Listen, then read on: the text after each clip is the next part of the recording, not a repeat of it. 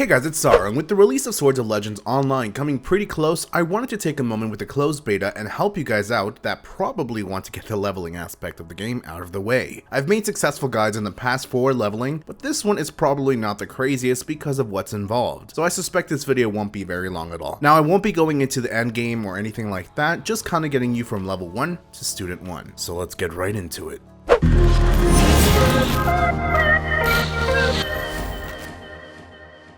So starting out in the game, depending on what you decide to choose as a class, you'll start in an area that's designated for you. As most Asian games, this too is a theme park MMORPG that isn't too difficult with leveling. So starting from level 1 to 22, I recommend just going through your main story quest, side story quest, pushing through as much as possible. So if you ever see an exclamation point that is actually yellow in your minimap or your map whatsoever, I recommend just doing them all right there and then. The reason for this is that there is a few roadblocks in the leveling process that you don't really want to go back all these maps and do all these quests, so you might as well get them out of the way. Now between level 15 and 16 you may hit a roadblock. It's happened to me and it's happened to a few people, but I have a few methods to actually help you through this. So when you start doing your quest, eventually around level 14 or 13, I want to say 14, you'll be asked to do a quest, usually from the cultivation system, to do a dungeon called Yemo City, if I remember correctly. Now you can do this dungeon by yourself, and you should have a companion NPC once you beat it the first time, and you'll get companion NPCs over time, by the way.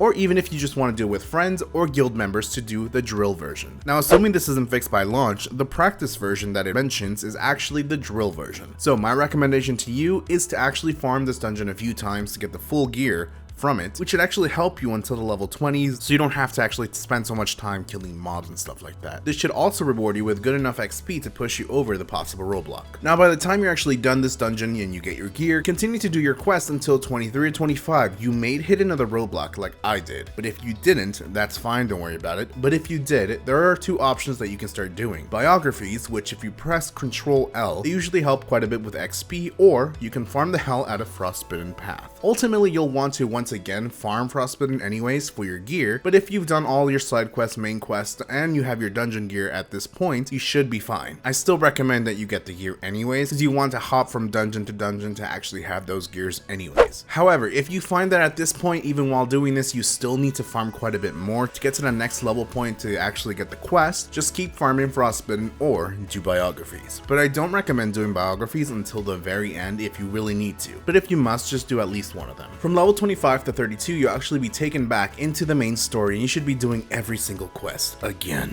And if you find yourself in an area requiring a heroic event participation, it's usually green events, do some that aren't very taxing to you. So if you have to kill this boss, try not to do it if you're all alone. For example, some areas may ask you to kill a monster 16 times or just water plants. You could do this and get a little bit of XP along the way. From level 32 to 36, you'll be doing a bunch of quests, which eventually you'll end up doing also Blood Ruvia bounties, which you'll learn about this anyways with your Akabane banner. You may find yourself doing some heroic events. By this time, once you're done, you should be level 36 and you need to hit level 37. You can actually now complete the rest of your biographies, which should push you to the max XP that you can get as a level 36 character. Now with your maxed out level 36 bar, you can start doing your ascension quest, which will unlock automatically in your class hall. So what you can do that's easily for you is use your transfer rune to actually teleport you to the area that you need to go, and then you'll start doing those quests. After doing those quests, this is where endgame will begin for you now. Now with updates, you'll obviously get more levels and stuff like that, but from now, from level 1 to 36 or student 1, this is how you do it. So you start learning about cultivation a little bit more, PvE, PvP,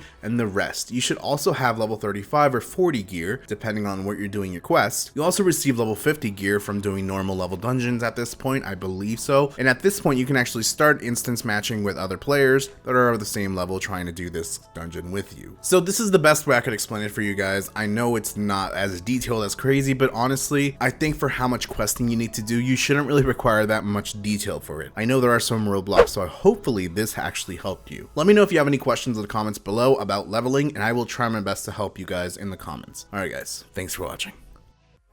Make sure to subscribe and click that adorable f***ing bell to know when I upload a brand new video. And don't forget to come join my Discord if you want to chat and hang out. Much love, and as always, till next time, friends.